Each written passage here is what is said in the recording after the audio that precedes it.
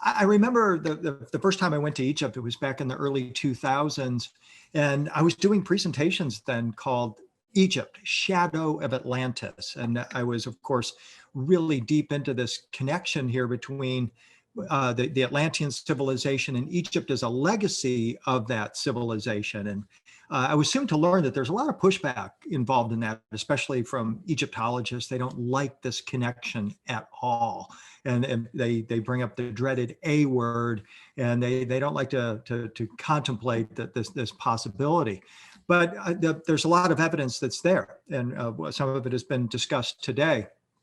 And I remember early in those early days, looking into the creation mythologies of ancient Egypt, specifically the work of Dr. Eve Raymond, who's a British academic, Manchester University, I believe. She had translated the Edfu creation text. Now, these are, at that time, early 2000s, they were very, very little known texts that told an incredible story of formless light beings that came to Earth and founded a civilization they referred to as the Island of the Egg. These formless light beings take on physicality. They kickstart this civilization. And then in the short version of this story, the very short version of the story, there is a cataclysm. And before the cataclysm, these beings, the gods themselves now, had secreted away what is described as a relic in the story, in the creation text. And then after the cataclysm, they retrieved this relic and restarted civilization. And I can remember reading that thinking, why isn't she connecting this with Atlantis? This is gotta be the source text for Plato's Atlantis story. He had said that his cousin had been in Egypt and learned the story of Atlantis written on a pillar. Could this be the source text? Well, it wasn't long after that Nat Geo got wind of what I was saying and making this, what I thought then was a very important connection. And the next thing I know, Nat Geo goes to Egypt with me. And they're featuring me in a program called Atlantis, Is It Real? And little did I know that this was going to be like Nat Geo putting me into a blender and pressing chop. I mean, they just literally just did everything they could to completely dismantle not only my argument about the connection between these texts, but in a way they got kind of personal too. And I realized that's kind of typical of how mainstream archaeology, Egyptology, people in charge of telling our historical narrative, anything that challenges the status quo, that's going to be their response. So that was a huge lesson for me. But I continued in my research, and it wasn't 3-4 years after that I published my book, Starwalkers and the Dimension of the Blessed, in which I went into great detail about the connection between the Edfu creation text and the story of Atlantis. And that carried me through another 10 years or so until we're doing an Ancient Aliens episode about ancient Egypt. And we're talking about especially the idea of space probes. And during the show research, my show prep research, I started re-looking at the Edfu creation text, because one of the things that we were going to talk about on Ancient Aliens was this idea of what was called the von Neumann probe. A von Neumann probe is a starship sent out by a super advanced civilization that's packed with AI and nanotechnology and genetics, everything you need basically to quote unquote add water and kickstart a civilization. And as I'm looking into the von Neumann probes, in the back of my mind is this voice saying, that's exactly like the Edfu creation text. They're talking about something very similar to that. So I wrote a very long article about this, which is actually available on my website, and I'm going to direct it to you now. So I wrote this very long article on my website, williamhenry.net, called Ancient Alien, Artificially Intelligent Astro Chickens, Self-Replicating Robots in the Ancient Egyptian Island of the Egg. And what this was, of course, was about were these von Neumann probes, which scientists call astro chickens, because the idea is that these starships, these ships are like chickens that can go to a planet, lay an egg, and out pops civilization. And it was uncanny, the correspondence between the archetypal imagery in the Edfu creation text and what science is now talking about, how we one day might migrate into other worlds and how we would send advanced ships, these astro chickens, that would essentially act as forerunners for us in establishing these civilizations. So that was 2016. Then in 2017, along comes Oumuamua, which was an all hands on deck moment for astronomers all over the world. This space object behaving intelligently comes out of nowhere, enters our solar system, makes an abrupt turn, and accelerates out of our solar system, leaving astronomers' heads absolutely spinning. Well, one of those astronomers, of course, was Dr. Avi Loeb, the famous Harvard astrophysicist who's now very deeply involved in the disclosure movement. And Avi Loeb and his team at Harvard put forth the concept, the belief, the idea, the hypothesis that Oumuamua is a von Neumann probe. That was something I had already been thinking about. And it's like, wait a minute, could it be possible that Earth was visited many hundreds of thousands, perhaps even millions of years ago by a von Neumann probe, similar to what we think Oumuamua is? And is that what is recorded in the Edfu creation text? So I'm going to let you, on your own, go to my website, williamhenry.net, and take a look at Oumuamua and the ancient Egyptian astro chickens. I like to joke that that's not the name of my band, but it could be a great band name. But it is a way for you to kind of peer into this window of how modern physics, modern astrophysics, and concepts about migrating into space seem to have already been discussed in the ancient Egyptian texts. So I wanted to leave that on the table for you today as a correspondence to this conversation about Atlantis. But in fact, what I really want to talk about is not just the tours that my wife Claire and I do, and we certainly invite all of you to join us in Egypt in October.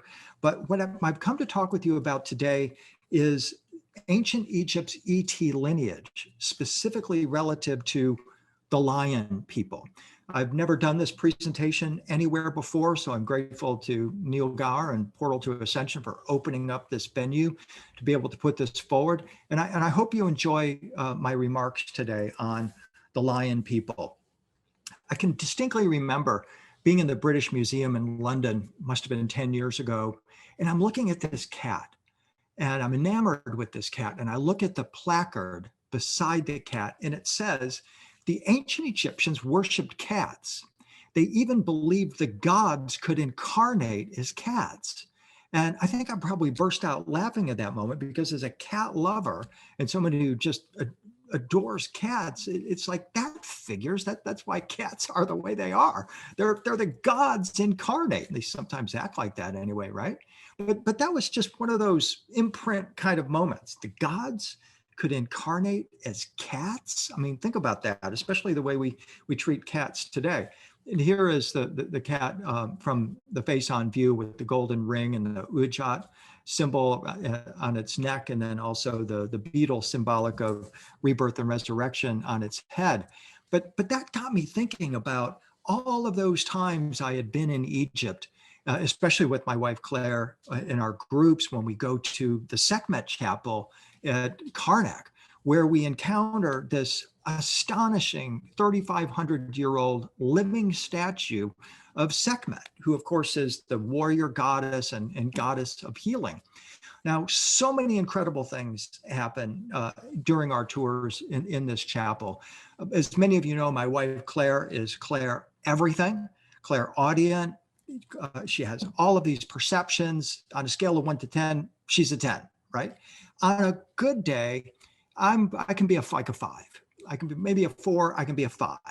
And I just have to tell you, I have walked into this secluded chapel, and I have been licked on the face by this statue, standing there, literally, palpably feeling a cat licking my face, and I'm sure it's this statue.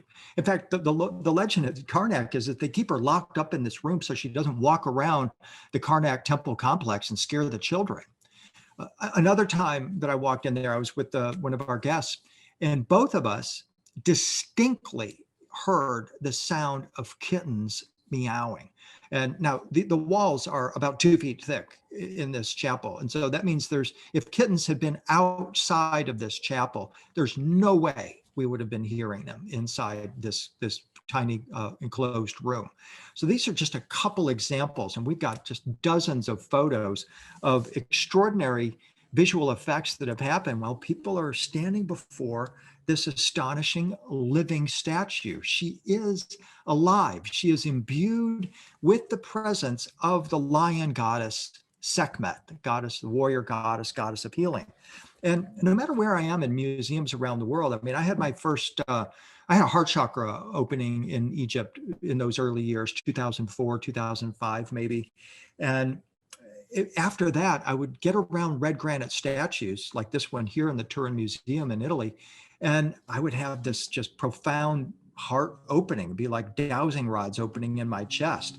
And I always attribute that as a gift that originally came from Sekhmet and my encounters with Sekhmet in Egypt. But just look into the eyes of these profound statues that are now found in museums all over the world of the cat goddesses. This is Sekhmet again, but she goes by alternative names. She's called Mut, which is the root of our English word mother. This is, we still call our mothers Muti today, after Mut, the lion goddess. She is the Lady of Heaven, the Lady of Heaven. Now, immediately you're thinking, well, wait a minute, is William trying to say that Muti or Sekhmet or any of these goddesses are actually leonine in form? And my answer to that would be, I think these are star lineage beings. These are star beings who can take on physicality, and very often they shapeshift into a form that we think of as leonine.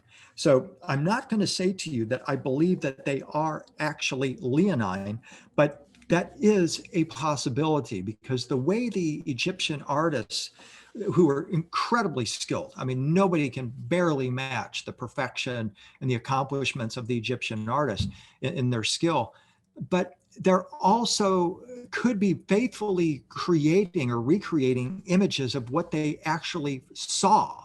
Now, whether they saw those beings physically walking around Karnak, like the local legend says, or if they saw them in their mind's eye, I can't say for sure. And in a way, it really doesn't matter, because they are insistent that the lion people are, in fact, leonine. Now, cats, as we love them today, are known to use ESP to predict danger to themselves or their companions and their environment. They communicate eloquently with sound, meows, and also with movement. They soothe and they comfort the sick. So think about this. If earthly cats can do all this, then if we are talking about a highly evolved leonine species, what are they capable of doing? What are they capable of doing? And that's where we now start to think about Sekhmet, Muti, Bastet, and all the other lion people as actual incarnate beings, physical beings. Some propose that there is much, much more behind the constant references to the sun god Ra being leonine in nature, and also his entire family is leonine. In the Egyptian Book of the Dead, that is referenced over and over again. And in the Book of the Dead, Ra is portrayed as a cat slaying Apep, the serpent of chaos. Now, this points to a very important role that the felines, the cats, play in our cosmos. They are able to conquer darkness, conquer evil. They are sort of masters of nullifying chaos, if you will, which is what Ra, as a cat here, is portrayed doing, as he's got this knife in his hand, subduing this serpent, Apep. Ra's daughter is Bastet. She's also feline. There's numerous statues of Bastet that are very similar to Sekhmet, and these all speak to this idea that these beings are actually physical beings. Now, just as a quick tie-in here, we can go over to India, and we find lion people also in India. This is the Yoga Narasimha, who's Vishnu, an incarnation of the avatar Vishnu in his man-lion avatar. Narasimha means man-lion in Sanskrit and is the name of one of the 10 main avatars or incarnations of the Hindu god Vishnu. For devotees, the man-lion form recalls a myth that describes his superhuman defeat of a seemingly invincible demonic foe. Well, that's exactly what Ra did in Egypt. He was Leonine, and he defeated the demonic foe, the master of chaos, Apep. And here we go over to India, we find the exact same concept. But in India, the lion man, Narashima, is neither man nor beast, but both. So now we're introducing the possibility that we're talking about hybrid beings. Shapeshifters is where my comfort zone is. These are advanced beings that can take on physicality and they can shift into this leonine form. No matter where we find them, the lion people are our teachers. They are initiators. This is what we see portrayed here in this beautiful pillar from the temple at Kamambo, where we see actually not Sekhmet, but this time we see another variation of the lion goddess. Her name is Tefnut. And here she is with Mot, with the ostrich feather. And we can clearly see a transference of energy from Tefnut to Mot. The lion goddess is always identifiable because she wears the cobra sun headdress, or uraeus as it's called, that symbolizes Ujet, which means wholeness or perfection. Okay, now we've just put another layer of meaning and symbolism on this imagery. By wearing the uraeus, this indicates that the lion people are perfect beings. This means, as I'm going to develop, that they could be the same as the perfect light beings written about by the Essenes. We'll get to that tie-in here in just a moment. But clearly, they are our teachers. And what they are here to teach us is how to become more whole, more holy, more complete, more compassionate, and more perfect beings, like all cats, right?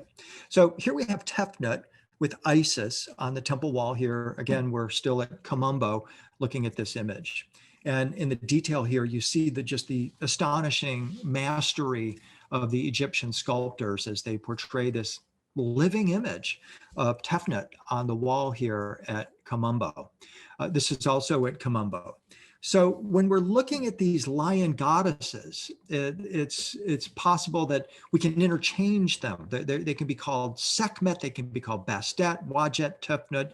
They're all ultimately names, variations of the same tribe or den of beings of the lion people. The lion goddesses embody or personify the all-seeing eye of the Wajet or Ujat, meaning whole one. As I said a moment ago, that is what their teaching is all about. And this magnificent image is from the temple of Seti at Abydos, where we see Tefnut holding the all-seeing eye of Horus, the Widjet, which is their symbol for wholeness and perfection. And here we see now Tefnut with the symbol of Nefertim on top of her head, again beside now Atum on an arc-like platform. And then beneath her, or beside her, we see a human figure offering the new jars of highly advanced astral light, if you will. This is the resurrection oil that Seti is offering to Tefnut. And we know that this is an oil-related image because of the symbol of Nefertim, the god of perfume, who's also the son of Sekhmet, portrayed on this temple wall. In later times, Wedjet or Sekhmet was often depicted as a woman with a snake's head, or as a woman wearing the uraeus. So the cat has harnessed the power of the serpent and now wears it, and the serpent now becomes a symbol of illumination. Another early depiction of Wajet is from the Temple of Isis at Philae, which is what we're looking at here, where we see a cobra entwined around a papyrus stem.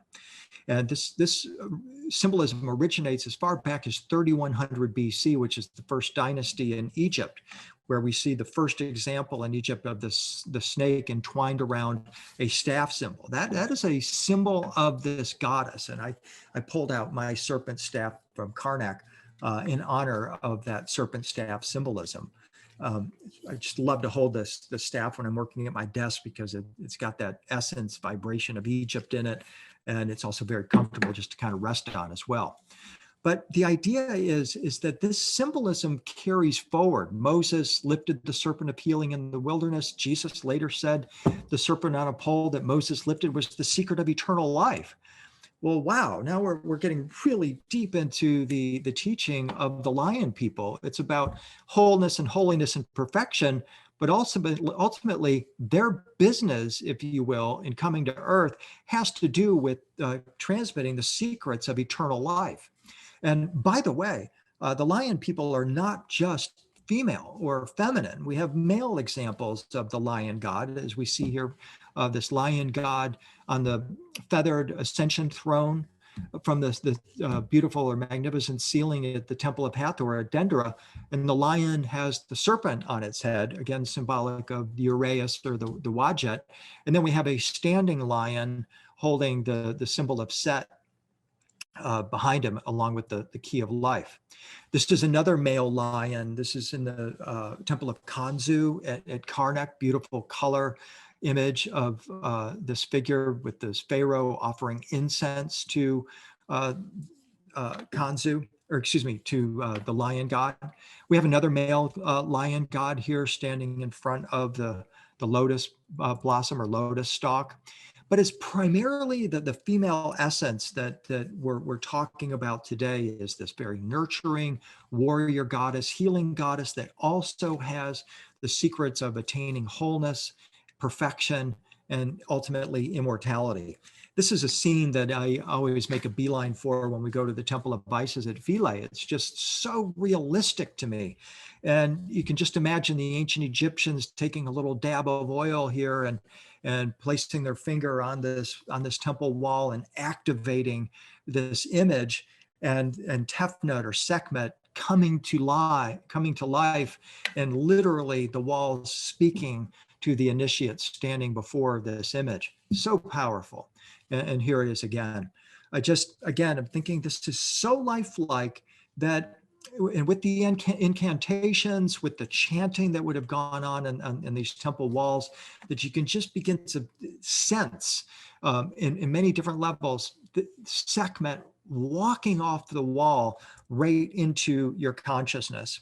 And this is something that I love at many of the Egyptian temples. This is at the Temple of Horus at Edfu. You get away from the central part of the temple and you go off into the side chambers and you look up and your breath is suddenly taken away because you look at this image of Bastet or of Sekhmet on the wall and it looks like a three-dimensional being just walking past, right? And you just stop and you're stunned in your tracks at how lifelike it is and how realistic these portrayals are. And you can just imagine a procession of gods and goddesses led by Sekhmet just walking past you in the temple here. Just truly, truly remarkable.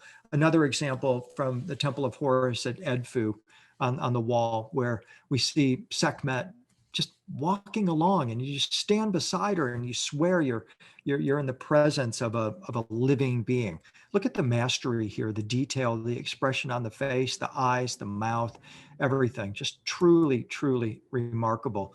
You can bring it to life even more in the detail. Just wonderful, wonderful imagery.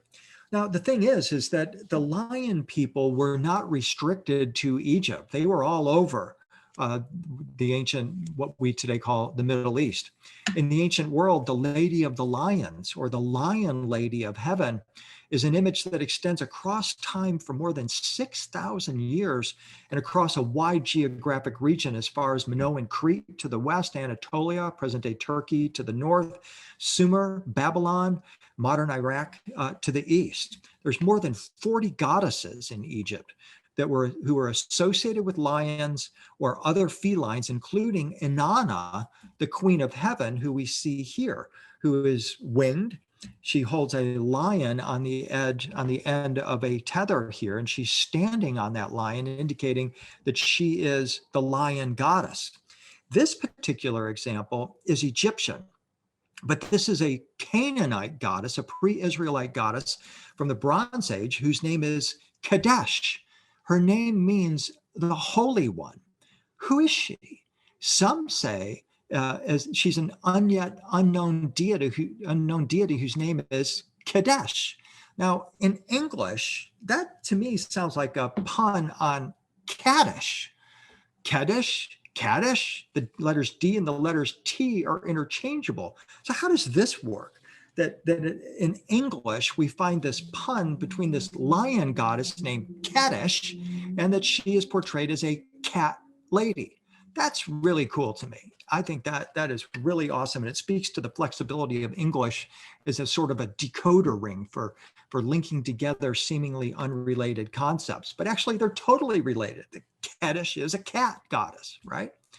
The other thing that's interesting about Kadish's name is that her name is identical to the Hebrew chant, Kadosh, Kadosh, Kadosh, Adonai Sabaoth, or holy, holy, holy is the Lord of hosts. The whole earth is full of his glory.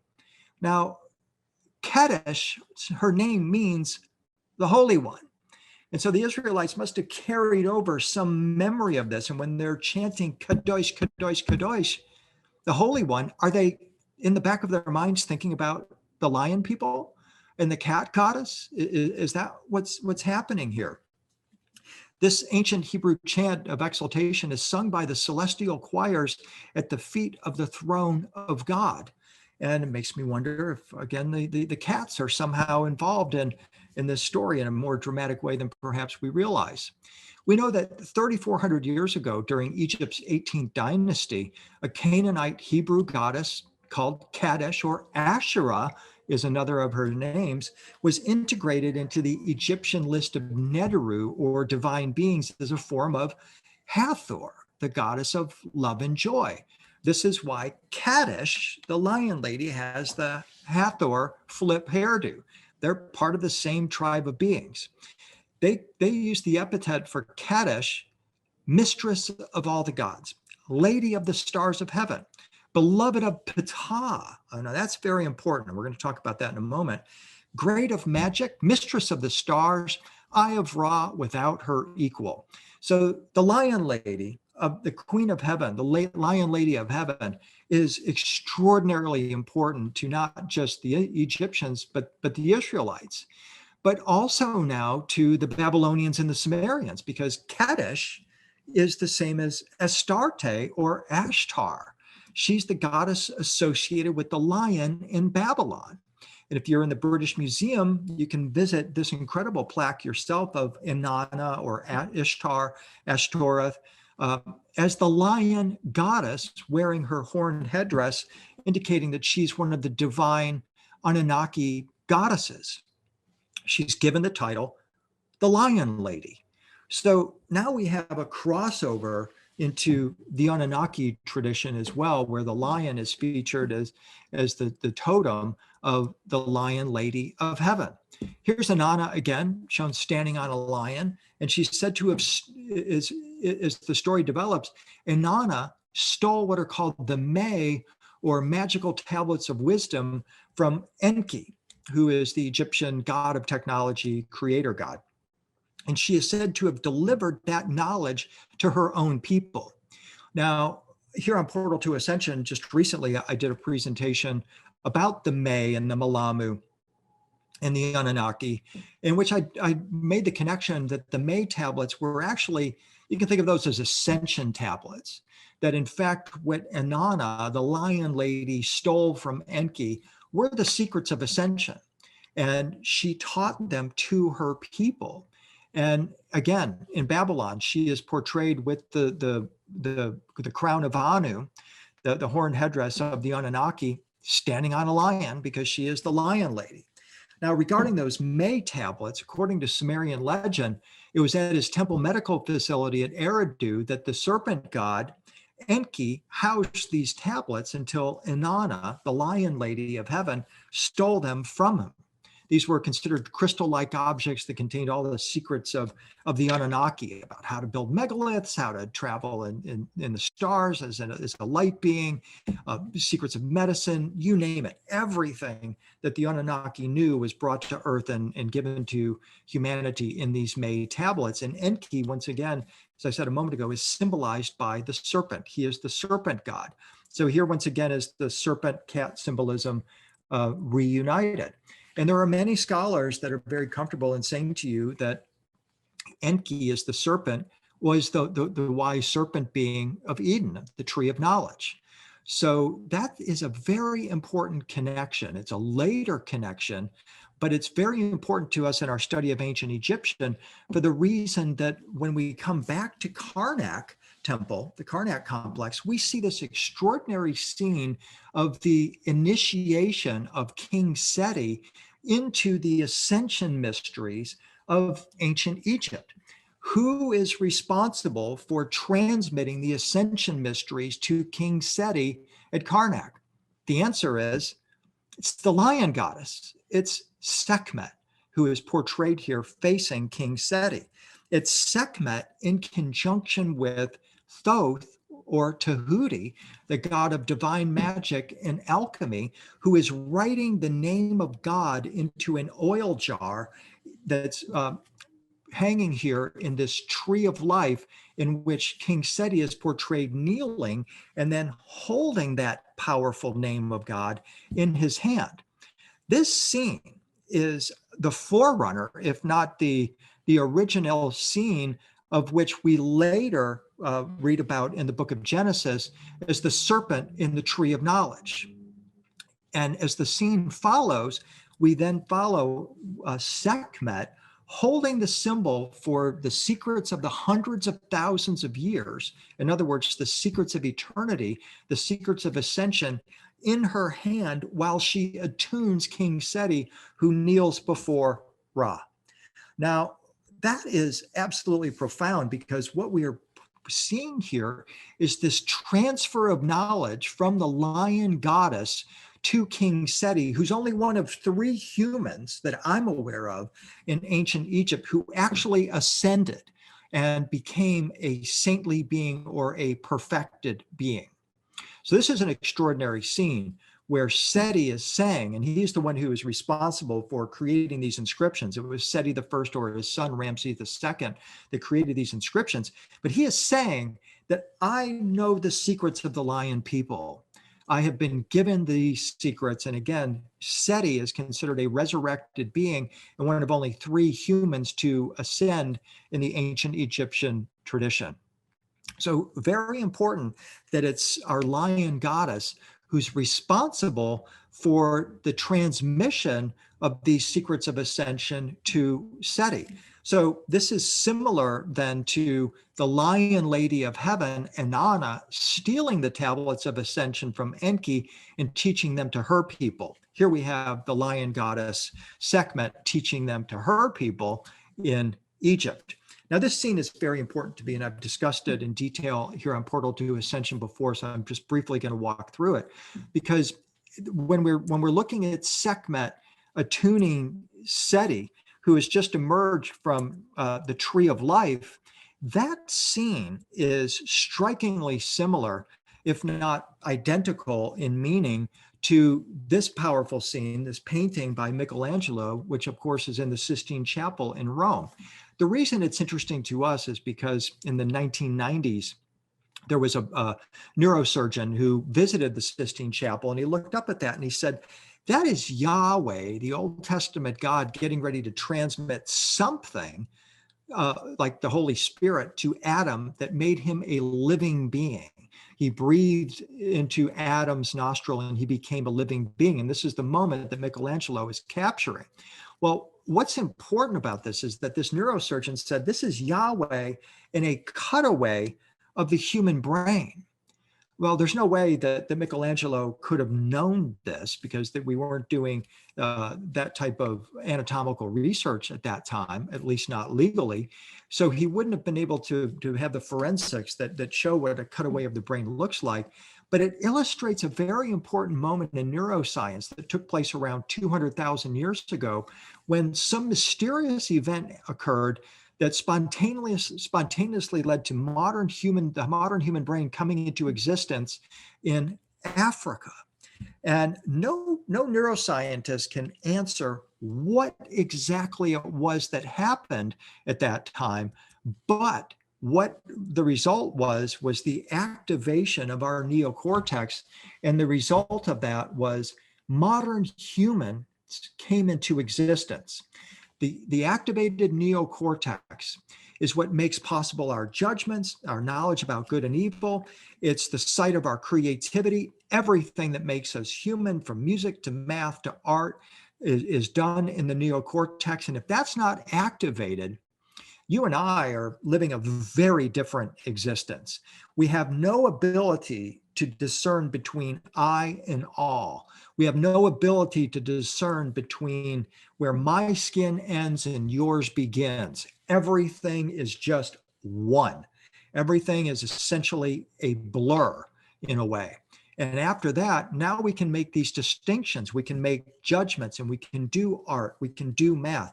Carl Sagan said it's the place where matter is transformed into consciousness, and that civilization is the product of our neocortex. So who activated that neocortex and how? Neuroscientists really don't know. They guess. They know, have some ideas.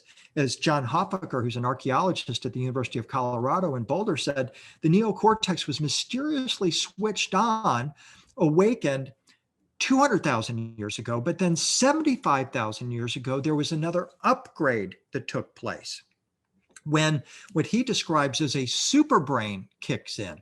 That super brain is what gives us our psychic connection among one another. We can look at each other and read each other's minds because we have this activated neocortex, and this kicked in.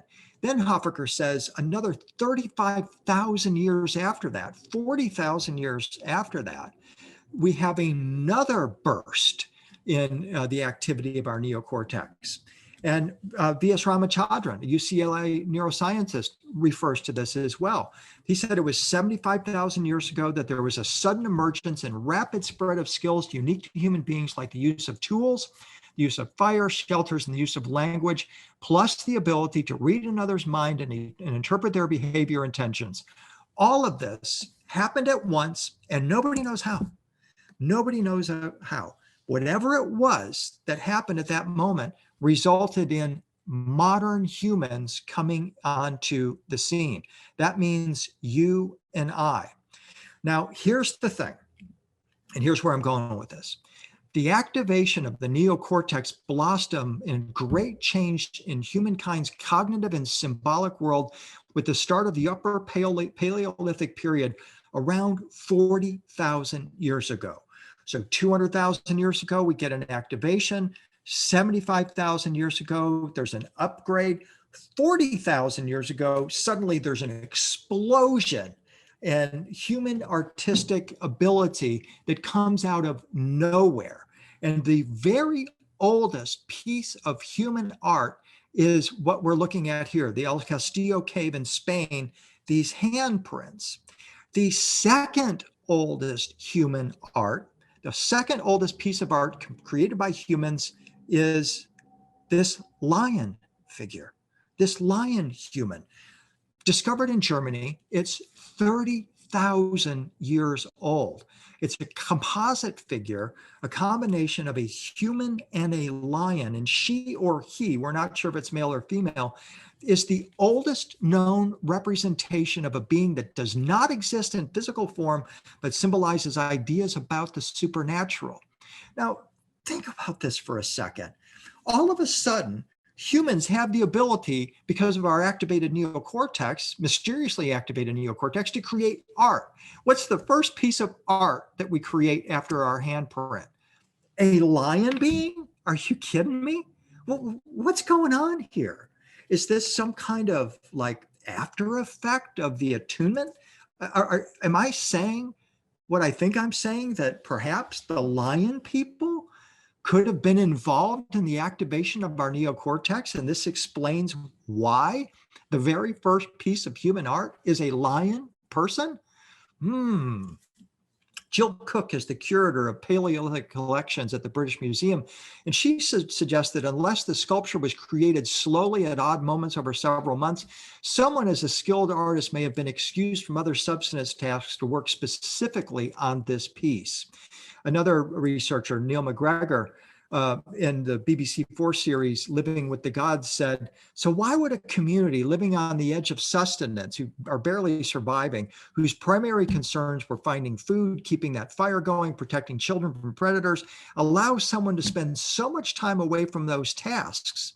She replied that what it was about was a relationship to things unseen, to the vital forces of nature that you need to perhaps propitiate, and perhaps connect to in order to ensure your successful life.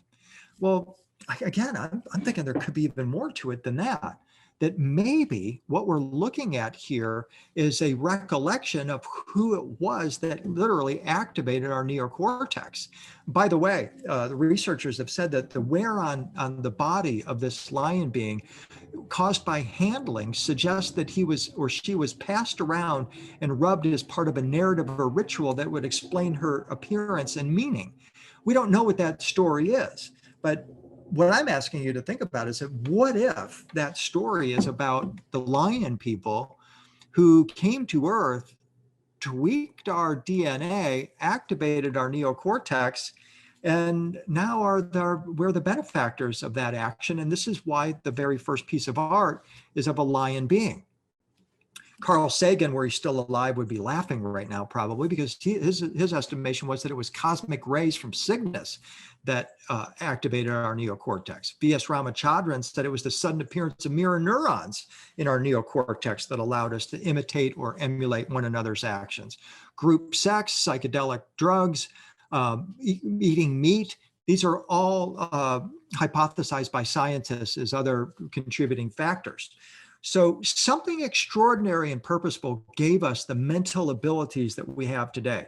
We're not the product of random evolution, as we used to be taught. We are the product of two chromosomes that were joined to form one. This is what is known as the chromosome 2 hypothesis, that the unnatural but intentional merger of these chromosomes is responsible for our capacity for emotion, sympathy, empathy, self-regulation, art, science, music, everything. Without this intentional fusing of these two chromosomes, we would not be human. We would just be guys running around the savannah in a blur, okay? But once this happened, it changed everything. And the National Academy of Science says that we conclude that the locus cloned in this telomere to telomere fusion we're discussing here is not natural. It is not natural.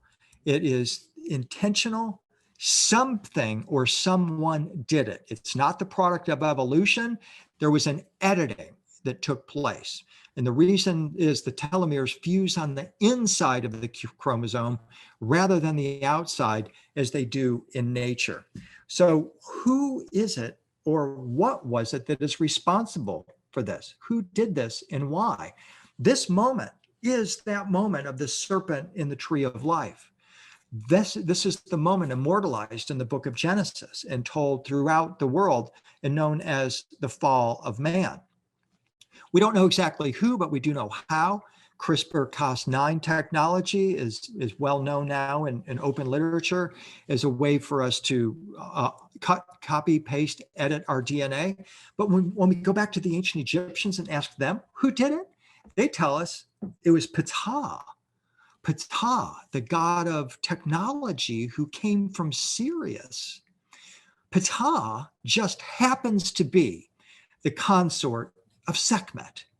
Now, whoa, that gives a lot suddenly of connective tissue to the hypothesis that I'm putting forward here, that it was the lion people in conjunction with Ptah who are responsible for fusing chromosome 2. Here's Ptah's business card. The Egyptians said that he is the architect of heaven and earth, master craftsman in working metal, sculptor, designer, fashioner of the bodies of men. He fashioned the body. He's even got a double helix in his hieroglyph. I believe that the reason why Ptah and the lion people fashioned our DNA was to make our human body a more conducive vehicle for ascension. And this is why then we see Sekhmet coming in, delivering the codes of ascension to King Seti. So these two, Sekhmet and Ptah, are actually working together on our ascension.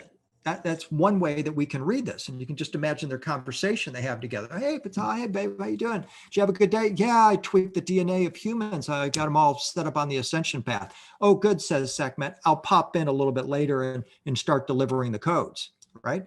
Something like that. That is the role of these two god beings, the lion goddess Sekhmet and her husband, Ptah, who is the god of technology and alchemy, and also ultimately ascension. That is their business. That is why this tribe of beings came to Earth.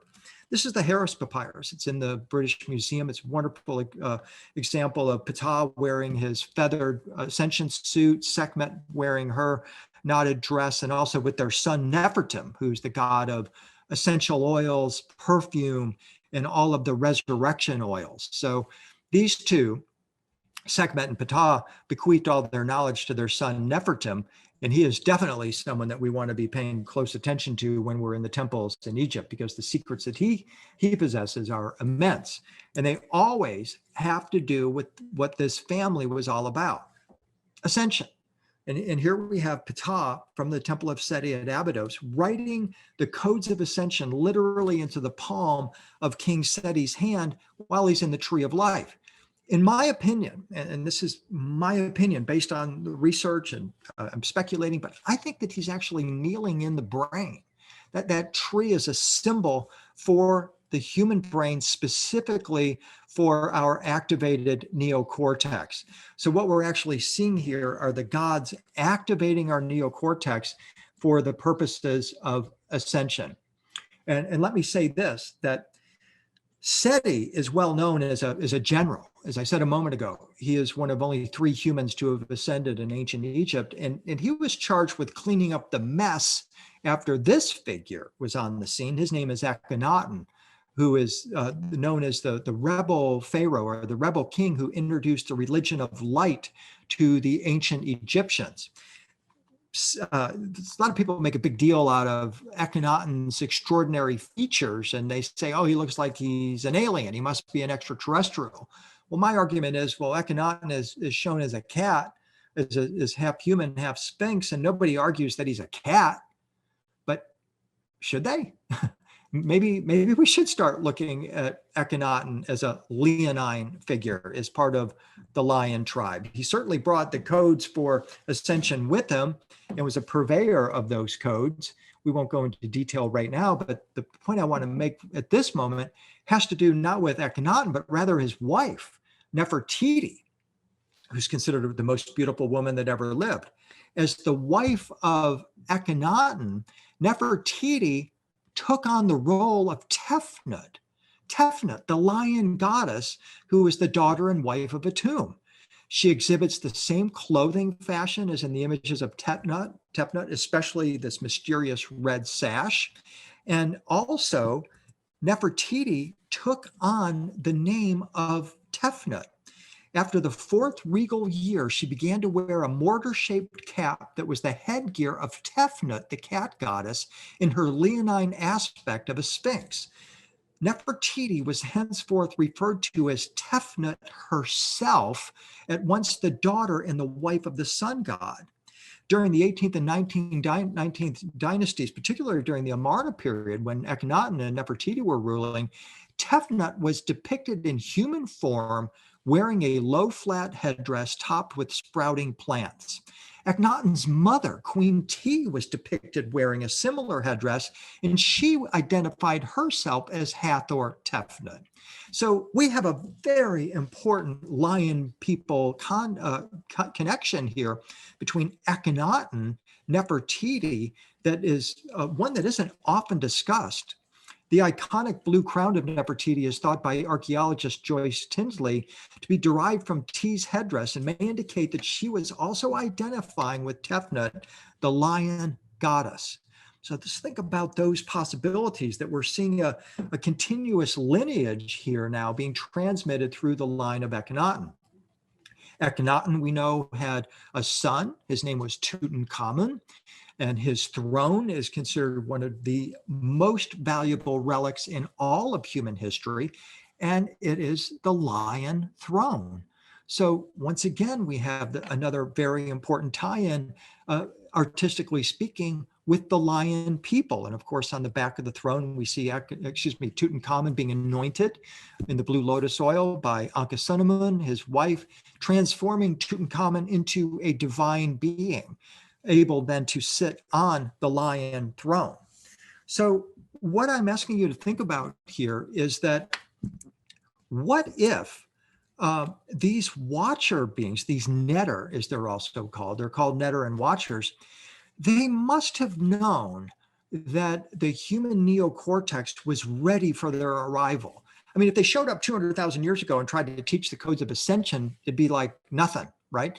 So we had to go through this process of activating our neocortex so we could understand the science, we could understand the math, we could understand all of the mental aspects of this. So what if the lion people were watching and waiting for that moment when our neocortex awakens? How did they know when we were ready? Perhaps, again, they were watching humanity for signs of awakening, or perhaps, as I suggest, they had a role in switching on the neocortex to begin with. And this is what we see over and over on the temple walls. This is Thoth or Tahuti with the codes of ascension and that stick that he's holding. We have a pharaoh in the tree of life, which I'm thinking is the brain, standing before who? Of course, our divine royal couple, Ptah and Sekhmet, because it's ultimately, the way I'm reading this, it's their handiwork that is exemplified here. The pharaoh is able to meet and perceive Ptah and Sekhmet because of the activated neocortex that was the gift of these god beings. This is a wonderful scene that I always make a beeline for when we're at the Ramesseum on the West Bank in Luxor. It's such a haunting scene to me. This is the temple of Ramses II, the son of King Seti. So Ramses II knew everything his father knew about ascension. And we look off in the distance here and we see Tefnut or Sekhmet together with her husband Ptah. And another example here, this one actually happens to be from Medinet Habu, beautiful image of Tefnut or Sekhmet and Ptah, and she's also got the red sash on here.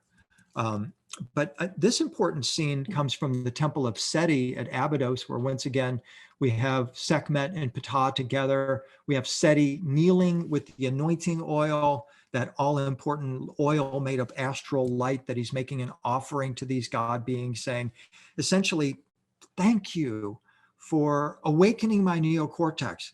Thank you for giving me your son, Nefertim, who taught me the secret of this resurrection oil, because I'm going to be using it, and I'll be joining you all soon in the dimension of the blessed. Look at this detail here of Sekhmet here from the temple of Seti. It's just, look in that eye. It's like she is alive. And if Seti were to take a little dab of that oil and just gently anoint that scene there with his finger, we're told that scene on the wall would come alive and she would start speaking. At Philae, we find this beautiful image of Tefnut and Ptah together. So when we start paying attention, when we're in the temples of Egypt, we see the lion people everywhere. And everywhere we see the lion people, we're going to find these examples of attunements, of awakening consciousness. This is actually Sekhmet or Tefnut with Ramses II, offering to him the secret of the hundreds of thousands of years, the secrets of eternity, the ascension codes, as I refer to them. And man, did I get lucky with this photo or what? Look at that shaft of light just coming down over a tomb and just gently illuminating the ankh that he's holding to Ramses' nose, holding it to his nose because it's tipped with oil, and he's inhaling that oil. but again, just look at the majesty of Tefnut or Sekhmet over there on the right, how profoundly powerful she is always portrayed. They possess the keys and the codes of our ascension. They are the lion people are the ones that brought them here. I was so happy to go to Esna back in November 2021. They've been cleaning all of the temples in Egypt. It's eye-popping what is happening in these temples. The rehabilitation of these scenes, the color just leaps out, and you're just gobsmacked by what you're seeing. And I love this image here of Sekhmet sitting on her, her feathered ascension throne. She's got on her ascension garment, holding her lotus pillar. She's good to go with Isis or Hathor. Actually, that is Isis sitting behind her. So she's equated with these goddesses. At Kamumbo, I love standing before this portal. And I really do think of this scene as a portal. It's Ptolemaic, which means it's from around 200 BC, brand new at the time of Jesus and Mary Magdalene when they would have visited here and stood before this scene with their jaws dropping, just like we are right now. When we come into the scene, we see the Ptolemaic king, maybe, I think it's Soter III, who's being attuned now by the cat goddess, by Bastet. Who is one of the gods and goddesses, rather, that the Ptolemies revered above all. So here he is, inhaling that oil-tipped ankh or key of life, receiving those codes from Bastet, the lion goddess. It's important when we're talking about oils and resurrection oils in Egypt that we make the note that in Egypt it was the Sem or Shem priests of Ptah who wore the leopard skin in the tombs. This is in the tomb of Seti. You will see these special Sem priests wearing the leopard skin because these priests are part of the retinue of the lion people or the cat people.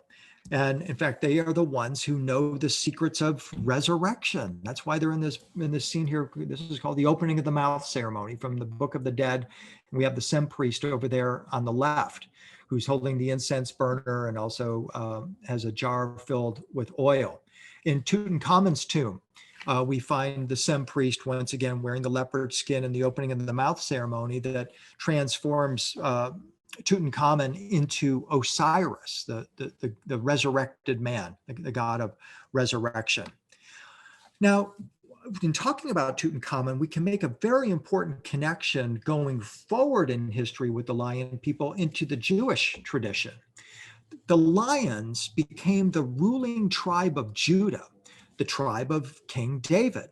And according to the Hebrew Bible, the throne of King Solomon, who was the son of David, was covered with ivory, overlaid with gold, and featured lions on each side of the armrest.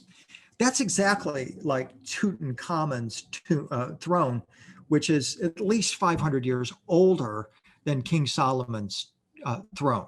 So here we're seeing a crossover, a very important crossover, an importation of the importance of the Egyptian symbolism of the lion throne into the throne of King Solomon. And all kinds of crazy things are told about King Solomon's throne, that it flew, that it was a mechanical object of some kind. It's really, really bizarre. And one day perhaps we'll do a whole presentation on the throne of Solomon and where it is now. But what we're told in the Book of Kings is that 6 steps led up to it and 12 lions stood on them, one at either end of each step. There was a round top at the back of the throne symbolizing the sun, just like Tutankhamun's his throne had the Aton disc on it. And the Bible passage claims nothing like this throne had ever been seen before. Well, that's not actually true, because something identical to it had already been seen in ancient Egypt long before. Solomon had something remarkable to say about lions. This just blows my mind. Solomon said, "Come with me from Lebanon, my spouse, with me from Lebanon. Look from the top of Amana, from the top of Shinir and Hermon or Sion, from the lion's dens, from the mountains of the leopards." Here, Solomon is clearly equating Sion or Mount Hermon with or the lion's den and the mountain of the leopards. Well, what does this why does this matter to us? Well, it matters a great deal. The reason why is because according to the Essenes and according to the Sumerians in the Epic of Gilgamesh, the divine beings, the Anunnaki in the Sumerian tradition and the fallen angels in the Essene tradition descended from God's throne to the apex of Mount Hermon. So Solomon is saying Hermon is the lion's den, and we've already made important connections between the Anunnaki and the lion people. Are we able to make an assertion here that the lion's den is Mount Hermon, and that is a very important source place for the lion people? The Book of Enoch, which was written by the Essenes, tells us that 200 fallen angels, the Watchers, descended upon Mount Hermon, the lion's den, and they created human-angel hybrids called the Nephilim. Genesis tells us that the Nephilim were on earth in those days, and when the sons of God came into the daughters of men and they bore the children to them, these were the mighty ones, the mighty men of old, the men of renown, or the men of glory. So what this is saying is that these angels descended on the lion's den, mated with human females, and created hybrid offspring referred to as the mighty ones. Well, interestingly, it's said that Nimrod wore a leopard skin as a symbol of his mighty power derived from the Watchers. The Babylonian name for leopard is Nimr, and Rod means to subdue. Who's Nimrod? Nimrod is the Iraqi king who built the Tower of Babel, the ladder, tower, or stairway to heaven. The word Shem refers to Nimrod's tower when humankind gathered together to make a Shem, meaning a name or fame for itself. So here we have a Shem priest from Egypt wearing the leopard skin because he's got the secrets of anointing oils and resurrection oils as he's offering it to Osiris. And we have their very name associated with Nimrod, who built the Tower of Babel and was considered to be one of the mighty ones of the Nephilim. That's really profound. And this is telling us we've got a very important crossover here between the lion people in Egypt and the fallen angels and the Anunnaki, and these fallen angels are traditionally portrayed as humanoid beings. They're called fallen because they left God's divine throne. They were light beings originally. And when they crossed over a forbidden boundary, they took on physicality. They took on flesh and blood human bodies. And that's why they're called fallen. They're not fallen because they're evil. They're fallen because they're no longer in their higher frequency light bodies. We know this for a fact. This is absolute fact, because the New Testament says that the Watchers, these fallen angels, are the angels which kept not their first estate. They didn't stay in their original habitat, but left their original habitation and are now bound by everlasting chains of darkness, DNA, awaiting the great day of judgment or balance when the cosmos reopens. The Greek word translated here, first estate, is okaterion, which according to Strong's Bible Dictionary speaks to a dwelling place or habitation of the body as a dwelling place for the spirit, an abode for the soul. Okay, but here's the thing, the important point.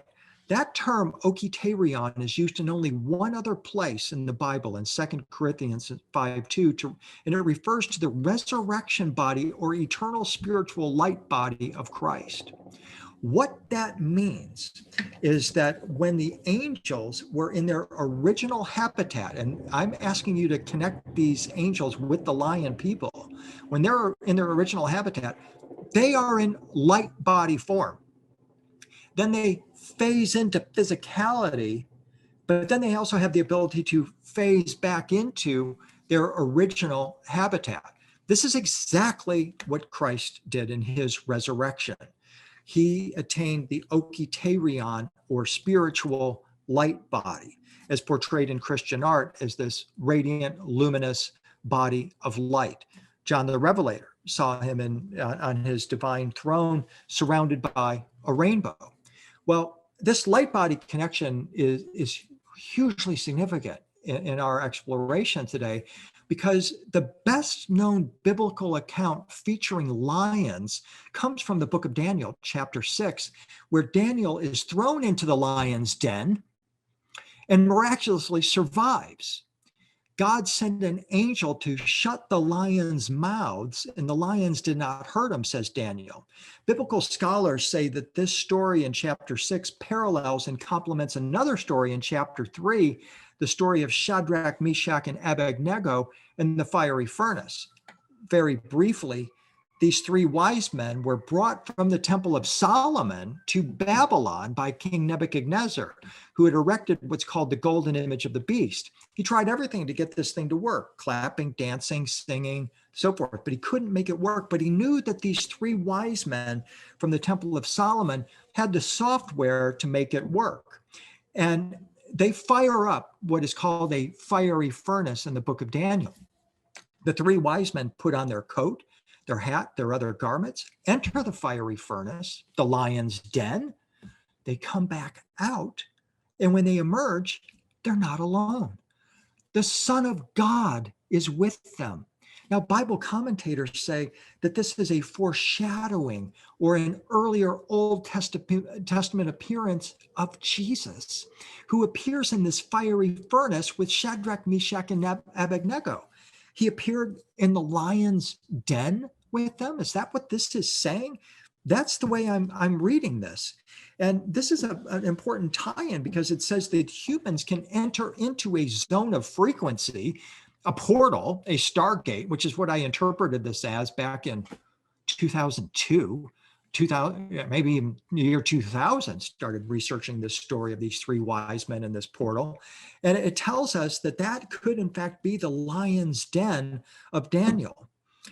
According to Josephon, the beasts in the den received Daniel as faithful dogs might receive their returning master, wagging their tails and licking him.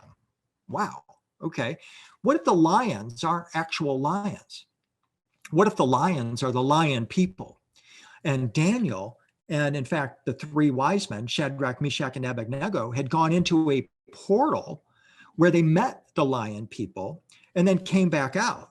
The Midrash Telahim says that the mouth of the lion's den was clothed with a huge stone, which had rolled off of itself from Palestine to Babylon for that purpose. So here's this giant stone that rolled from Palestine to Babylon, and it seals up the lion's den. And upon the stone sat an angel in the shape of a lion, so that Daniel's enemies might not harass him. Well, wait a minute. Rolling away the stone in a lion's den and all of that sounds familiar. At least it should, because this is what happened with the resurrection of Jesus. There was a severe earthquake, for an angel of the Lord descending from heaven from the throne of God, one of these angels that can cross over the forbidden boundary, take on physicality and face back into his light body and return to that throne, came from heaven and rolled back the stone that sealed Christ's tomb and sat on it. That's exactly what just happened a moment ago. His appearance was like lightning and his clothes were white as snow. The guards were shaken and became like dead men because they were afraid of him. Is this angel one of Daniel's lion angels? Are the angels the lion people? Are they light beings again? This is where all this is pointing. Again, Matthew 28, 1-8. For an angel of the Lord descended from heaven and came and rolled away the stone and sat upon it. So these lion people have the ability of rolling away stones that seal sepulchres and this type of thing. They're portrayed as lightning-like beings, which means they're plasma, and they have the ability to phase in and out of physicality. So what if the angel in the tomb with Christ is one of the lion people? That's what I'm asking you to think about here. What if this angel is one of the lion people? The lion in Christianity also and always represents Jesus's resurrection. And it's thought because lions were believed to sleep with open eyes, a comparison of Christ in the tomb and Christ as the king. But all of these ties to resurrection that I've just bullet pointed for you are giving us a different slant on the nature of the lion people. They're emerging as light beings who phase into physicality and shapeshift and possess the secrets of resurrection and ascension. In 925 BC, the pharaoh Sheshach, the biblical Shishak, brought the looted treasure of the original Temple of Solomon to the Temple of Bubastis in Leontopolis, the city of the lions. Most people don't know that there was a diaspora during this time, and the Jews built duplicates of Solomon's temple in Elephantine Island in Aswan, and also in Leontopolis, the city of the lions, near Heliopolis, near Cairo. What we're looking at here is a stela to the lion god, who's called Mehes, at the Allard Pearson Museum near Amsterdam. Originally, it came from Leontopolis, and the label explains that the pharaoh presenting him with Mat is a Ptolemy, one of the Ptolemaic pharaohs, but it's uncertain which one. Mahas is labeled in hieroglyphs as the living lion, and the Greek writing on the stela says something like the holy house of the tomb of the lions. Well, wait a minute. That is saying that Leontopolis is another example of the lion's den. And so we're not talking about four-legged lions here, guys. We're talking about celestial beings being incarnate at these temple sites. When Shishak's son Orsakan I took the throne, he gave huge amounts of gold and silver, estimated at 383 tons, to the temples of Egypt. Some believe that this treasure was stolen from the treasury of Solomon's temple. And this stunning pectoral, which is one of my favorite all-time pieces of ancient Egyptian art, was made from gold from Solomon's temple. Now, here's the thing. Leontopolis, the city of the lions, where this gold was taken, was dedicated to Bastet, who is called the Lady of the East, or the Lion Lady. She's of the lion people. She's Bastet, the cat goddess. Now, here's the thing. Scholars believe that the Book of Enoch was written in Egypt by Essenes sometime after 164 BC, when a priest named Onias fled to Leontopolis, the city of the lions, and built another functioning copy of Solomon's temple. And this community actually flourished up until around 70 AD, after the destruction of Jerusalem. The exiled priests from Jerusalem who were living at Leontopolis, the city of the lions, are responsible for the Book of Enoch. And what this also means is the Essenes worshipped or lived in conjunction with the lion people. The Essenes, as I've elaborated on for the past decade, believed that they were visited by celestial beings who were assisting them in transforming themselves into angels. Now, what I'm asking you to consider here is that it's actually the lion people that they were living with. These Jewish mystics, the Essenes at Leontopolis, also invented the god of the seven rays, Shnubis or Shnumis. His name comes from the Egyptian creator god Khnum, and we looked at his temple at Kamumbo earlier, and Nufi, meaning good or perfect. So Shnubis is the good or perfect one. He's also equated with the demiurge Yaldabaoth, the creator god that stood between the human race and a transcendent god that could only be reached through self-realization or gnosis. In the Gnostic Apocryphon of John, the secret gospel of John, we read that Yaldabaoth had the form of a dragon, the face of a lion, with fiery eyes darting lightning and flames, and Sophia, the goddess of wisdom, wrapped around him in a shining cloud. Now, here we have this extraordinary connection that a lion being and a serpent are fused as one, and it's a being of great illumination. And much has been written about Shnubis as this lion and serpent god in the Gnostic texts. And the Gnostics actually believed that the snakes had symbolized the human brain, especially the pineal gland. That's a tie-in, once again, with what we were looking at with the Tree of Life imagery.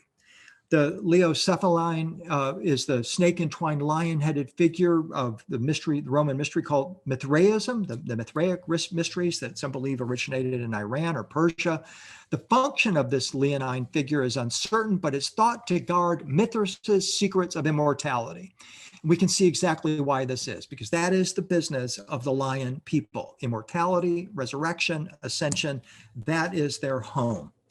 The prophecy concerning the coming Messiah was that he would be of the house of the lineage of David, the lion of the tribe of Judah, and would be born in David's city of Bethlehem.